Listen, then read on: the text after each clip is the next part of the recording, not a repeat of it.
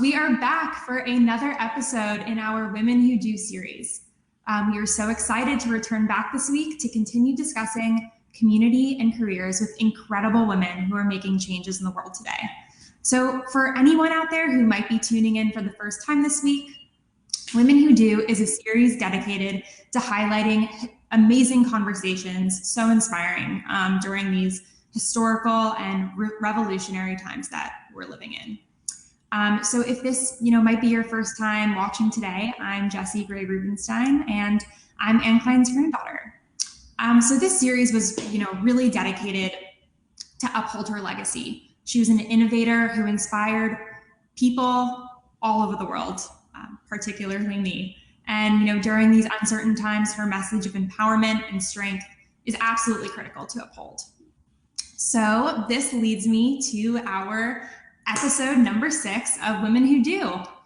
Today we're sitting down with Veronica Pedersen. She's the CEO and co-founder of Timeless Skincare. Veronica, thank you so much for joining us. Thank you for having me, Jessie. I'm so excited to be here today. I'm so excited too. As a fellow founder myself and a skincare lover, but I must say a lover that doesn't know all too much about skincare, even though I wish I did. I'm especially excited to be speaking with you today. Absolutely. I'm still, although I'm in the skincare business, it's an ever learning experience. So I still learn things every single day. You have to consistently look into what you're doing every day to stay at least current as well. Well, I know I'm very excited to pick your brain today. All right. I'm ready. So, we were chatting a bit offline, and I mean, your story is absolutely incredible. You started a $20 million business in 2009, which was, the middle of a recession, and with just $50 in your pocket. It's truly the American dream. So, I'd love to just get started by hearing, how you and your husband really got started in the industry. Absolutely. So back in 2009, I had just it's such a, I'm trying to condense the story a little bit because I feel like we're like on a time constraint, but it's such a long story. At the end of the day, I think that Timeless, when we started it, it was really about providing effective products for individuals at an affordable cost. Some of our products themselves, such as like the vitamin C ferulic acid, you have amazing brands like SkinCeuticals that sells it for like $150 an ounce for 2 ounces. And I personally I'm a consumer, and I know in our private conversation, I was telling you how I still coupon code and I still do these kinds of things because everyone loves value. But we wanted to bring value and quality together at the same time, especially during a time frame in which we understood that people were watching their funds more than ever. So it was important for Timeless to try to figure out, a concept in a way. I couldn't afford anything. Back in 2009, it was just one of those things where I was struggling day to day. My parents were unemployed. My brother was unemployed, was the only one employed. And at the time, my husband was also unemployed, just graduated out of school, and we couldn't find jobs. And so, for at least for them, and it was one of those processes where we really had to try to figure something out. He has a background in what he was doing pre-med. He had skin conditions in which he wanted to address. And so he started just formulating things and trying to figure out and doing all this research. And it's important for our story. Yes, it's one of those mom and pop stories 100%, but it really came down to what we as consumers wanted. And we still fundamentally have these values to this day. Wow, that's amazing. So, you guys were really kind of like the first test subjects for the products. Yes, actually.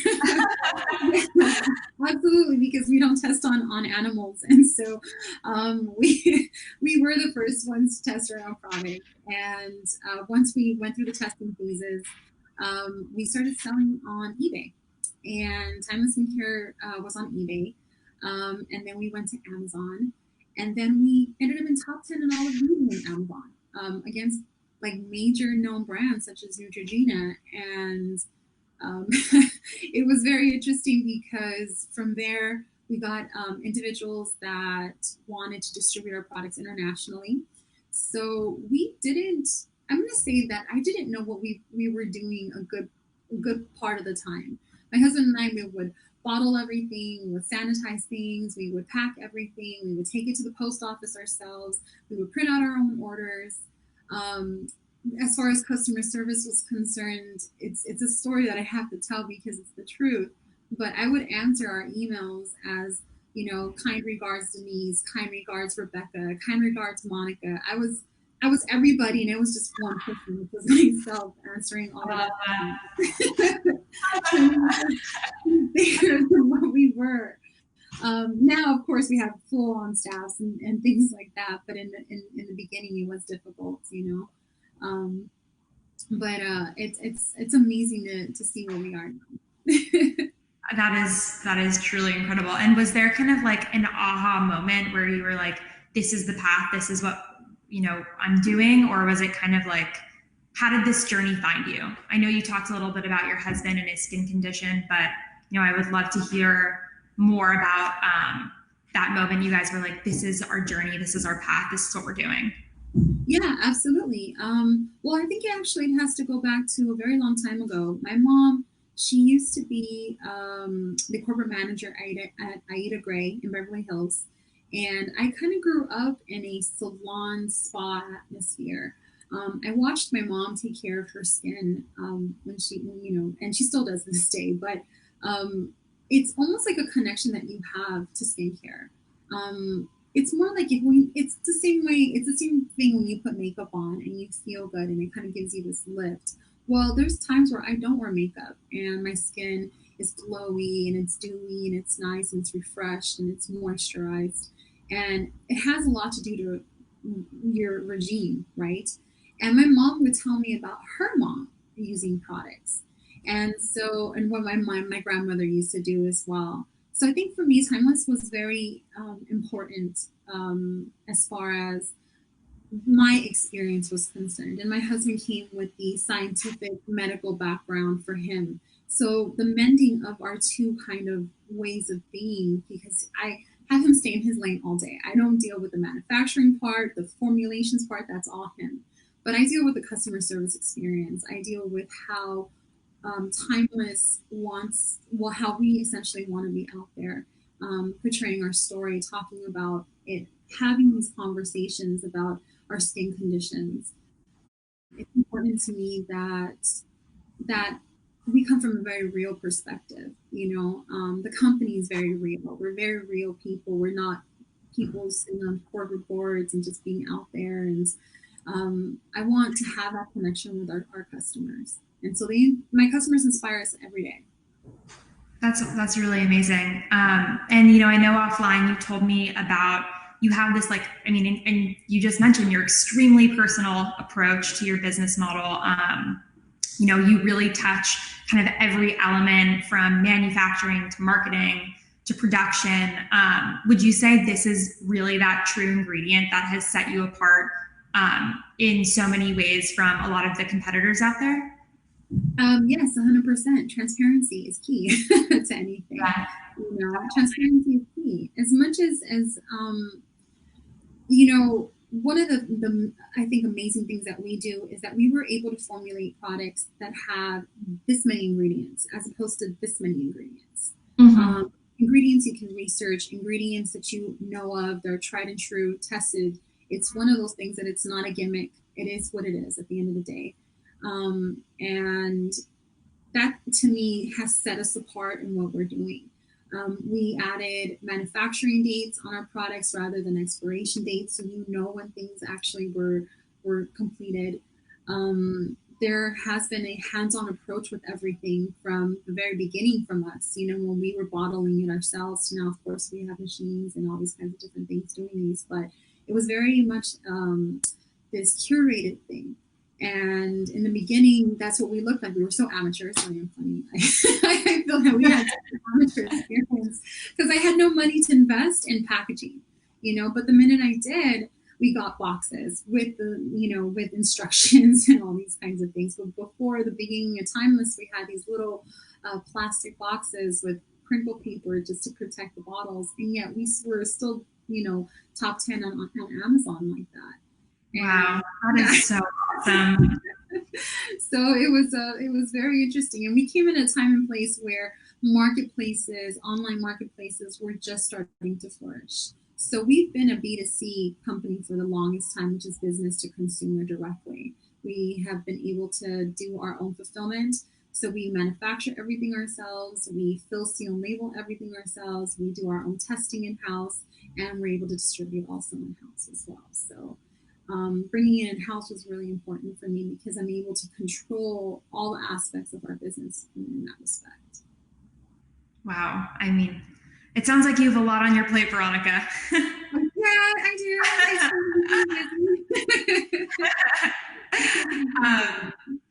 Well, I think one, we were kind of discussing this earlier is, you started in 2009 and kind of in our last financial crisis. And, now today in this COVID economy, things are, feeling very strained. So what advice would you give to someone that is looking to launch their own business, but might feel, discouraged by our current economic landscape? Absolutely. I think this is such a sensitive subject, especially now, just because have been deaths regarding this whole thing, and it's been absolutely a very tragic thing, I think. And 100%, we've been having to innovate, essentially, such as you see restaurants innovating. They're changing entire parking lot landscapes into an outdoor dining area now. And so having to do these kinds of little innovations is really important, I think. We didn't have we're still self-funded company. We're self-invested. We have no investors. I have no bank loans. I don't have anything of that nature. And for me, starting like that also, of course, it was a struggle. But I didn't focus on I didn't focus our funds on certain things, for example. So, for example, I would go to Craigslist and I would find free furniture, for example, offices that were closing down or something of that nature. And I would go get a U-Haul truck, pick up all this furniture, bring it to our offices, and we had mismatched furniture everywhere, all the way until like 2017, I think, until I finally bought some furniture. But I was like, this is a desk. It's a fully functional desk. It just, it doesn't match the other desk, but that's okay. Like, no one knows this. And so what I'm trying to get at is finding a way. Even if you don't have the funds, there's a way of doing it. There's somebody asking a question, staying humble to it 100%. The best success that I think that Timeless has had has been that we have been able to hire people smarter than us and being able to acknowledge that part. And so for me, the minute that we had that opportunity, we understood that, okay, we can hire someone that can help us further the business along. And these individuals have been with us now for years now. But in the beginning, the lack of funding is true, right? I mean, you have lack of funding 100%. There is a way. There's finding a way. There's tons of businesses that are a lot of people that throw stuff away, and you can go and grab those boxes and use that packing material, or you can try to figure it out. That's how I did things in the beginning. I had a rickety chair. I had, it was nothing fancy. The first thing people think about wanting to do a business is having all the materials, for like just the random things. Like, oh, I'm going to get a desk. I'm going to get a chair. I'm going to do this. I'm going to do that. No, like that's like the most least thing that you need. The first thing you need to do is come up with a plan of how you're going to sustain something accordingly. And sustainability now, I think, is everything. And, even having the little personal aspects, my husband and I back then would glue like these little dots and little, oh my God, like we would literally tie a bow on each package, make it simple, make it very special, because it was to us. We did a few bottles like that a week, and then it became 100 bottles, which we couldn't keep up with the bow situation anymore. but it made a difference, I think. And what happened was that people kept coming to us for various reasons. So was it the products were working for them, but I think that um, individuals were seeing what we were doing and supporting us, and of course our friends and family. When we needed help and we didn't have money to pay people per se, my dad would help us pack boxes, and my dad was one of our first employees. So he's now retired. We retired him. I say that about my fiance too. There's a way of doing it, and the most humbling way of doing it is actually just getting it done. And little by little, just because you only got one order in, well, that one order can turn into 10 orders next week. That those 10 can turn into 100 orders the following week. It's just about staying consistent and doing the right thing. I love that. It's all about, I, like you, I'm also self-funded, and it's all about scrappiness. I love that word. No, it is. You're literally clawing your way into something. And I'm telling you, sleepless nights. There were so many times in our first manufacturing facility where we had our first warehousing, our first offices, everything. I was there until midnight sometimes, 2, 3 o'clock in the morning. There was times where I would see our first staff coming in at 6 a.m. and I was still there, printing out orders, doing everything and anything that was possible, because that's what we had to do. We had to do that. There has been times during that time frame of our life we didn't pay ourselves, so we assured that our staff had their paychecks met. It was important for me to make sure that we were taking care of our staff. And I know, I love that you said earlier when we were speaking before is, you obviously put so much into this, but, now you enjoy your weekends, and that's a priority. And I think that is so important. And oftentimes just as important as working is having that, downtime where you get to kind of shut off. How do you kind of like turn off from work and make sure that you're giving yourself that fulfillment to be able to do your job? Well, I think one is that sort of leave like your cell phone in another room. I don't want to go get it. Have definitely limit your screen time to a certain extent. I think it's important now more than ever, because now we're on screens so much that we forget to kind of look at the world around us. We forget to look at how beautiful things are around us, and you find inspiration in a lot of those things. I remember like little things. I was in our backyard not too long ago, and I saw like the sun shining, and I was like, well, it'd be nice to maybe get like a video of us using our spray, in the sunshine, this misty kind of thing happening. And there's like these little glimpses of being able to, I don't know, you get inspiration by shutting off certain things and reconnecting with people. Especially right now during COVID, I know it's so difficult. We were just talking about missing hugging people, because it's one of the things else is like, I miss hugging people and being around individuals. But finding inspiration and literally shutting things off, and just going for a walk and just trying to get away from things. I think it's important to find that peace of mind in that space. And because my husband and I, we work together, we have to also allow each other our boundaries as partners within our company. Really flourishes in one direction and I flourish in another direction, and we really allow each other to not try to overstep each other's boundaries in that respect. But, and then there are boundaries set too within our own home. I'm like, nope, we can't talk about this after 9 o'clock at night. I'm not going to do this. I love seeing that relationship. Actually, Anne Klein and my grandfather, they worked together, launched her business together. And my parents actually work together and own a business together. So I'm kind of like breaking the chain with, I don't work with my fiance, but I just see growing up around that and seeing it, I just like admire that so much. Yeah, it takes work. I'm not gonna lie, any relationship takes work. But you have to set those boundaries and those own personal things too. My husband really allows me to, how do I say this, like, allow for me to be my own quirky personal self. You know, if I want to sit there and I actually color. I have crayons with coloring books, you know, and then I get like at the 99-cent stores and I color coloring books to just kind of, you know, it's a mental distraction for me, you know. And he's all like, "Are you coloring today?" And I'm like, "I am."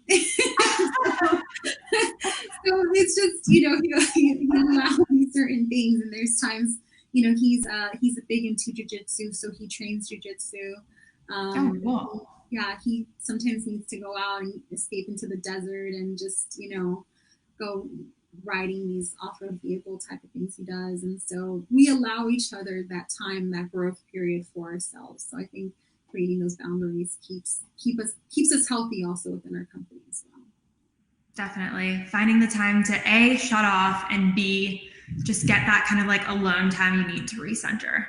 So true. So true. Well, Veronica, we have a lot of really awesome comments coming in and some questions. Let's see.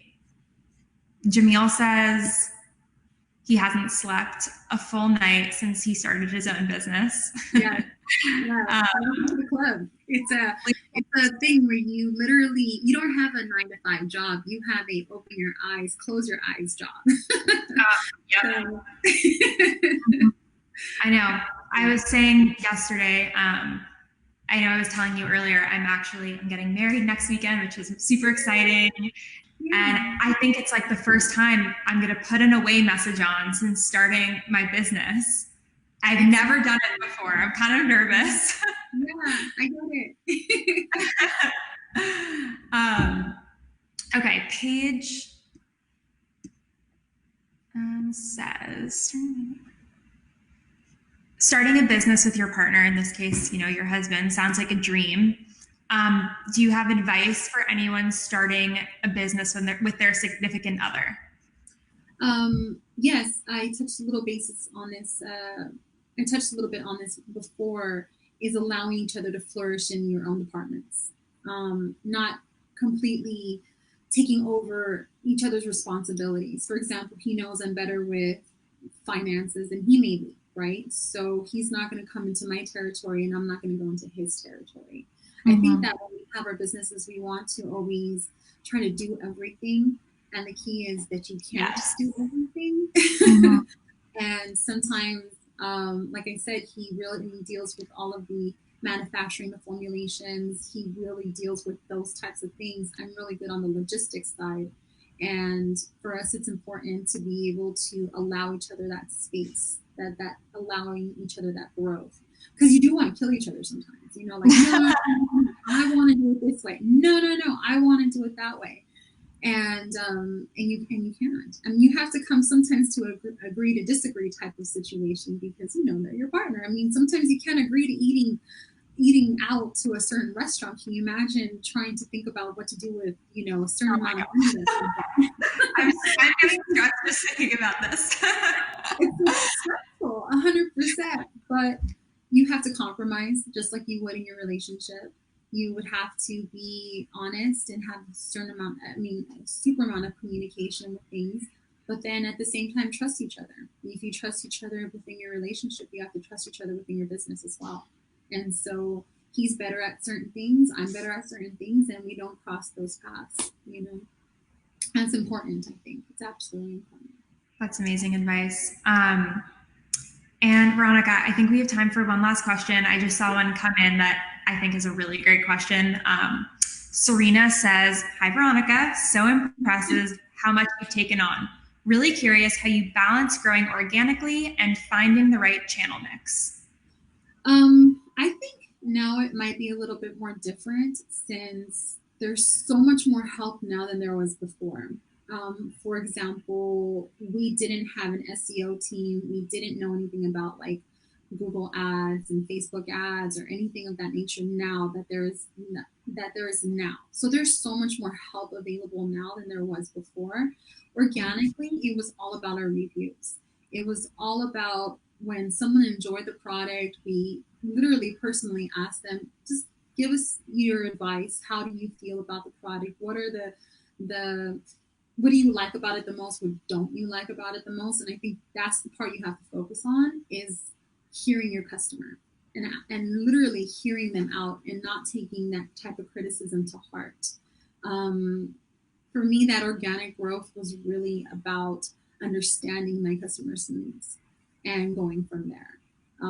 Although you want this business to grow and flourish so fast, I'm all about the slow and steady game. I've always been about that.